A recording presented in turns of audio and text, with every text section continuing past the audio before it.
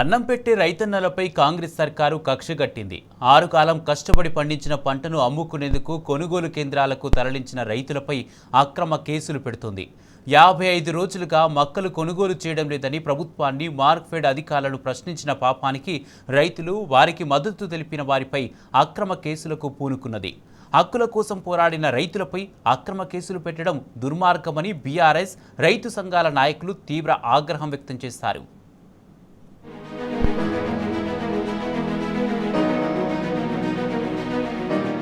Chintakani society పరిధిలోని రైతుల నుంచి మక్కలు కొనుగోలు చేసి కాంటా వేసినప్పటికీ సరుకును తరలించడానికి అధికారులు లారీలను పంపించలేదు. అరకొరగా వచ్చిన లారీలను కాంగ్రెస్ నాయకులు చెప్పిన వారికి మాత్రమే కేటాయించారు. ప్రైవేట్ లారీలు బస్తాకు 80 రూపాయలు వసూలు చేశారని ఆరోపణలున్నాయి. 55 రోజులుగా మక్కల బస్తాలు తరలించకపోవడంతో రైతులు పడిగాపులు కాశారు.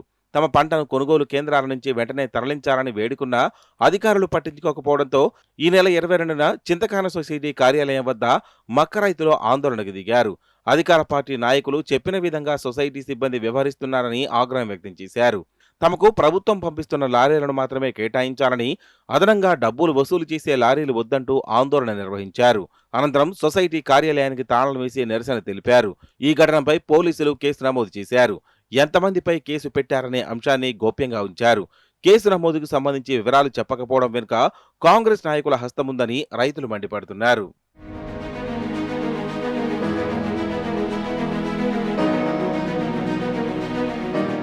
లారీల కోసం జరిగిన ఆందోళనలో రైతులు పాల్గొన్నారు.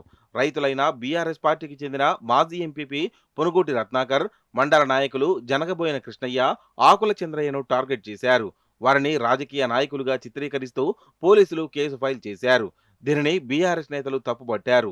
వందలాది మంది రైతులు ఆందోళనలో పాల్గొంటే కేవలం బీఆర్ఎస్ నేతలపై కేసు నమోదు చేయడం ఏంటని మండిపడ్డారు.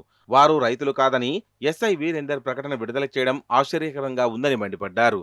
ప్రతిపక్షంలో ఉన్నంత మాత్రాన తాము పండించిన పంటను కాపాడుకునే హక్కు లేదా అని ఆవేదన వ్యక్తం చేశారు.